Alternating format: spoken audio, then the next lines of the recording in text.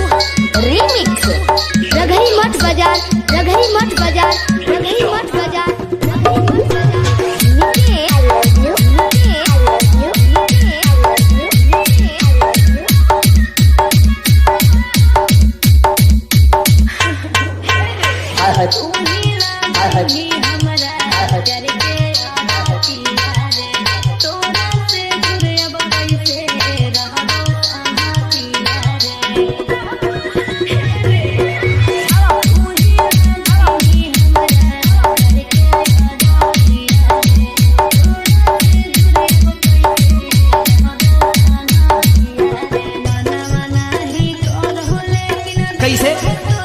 कैसे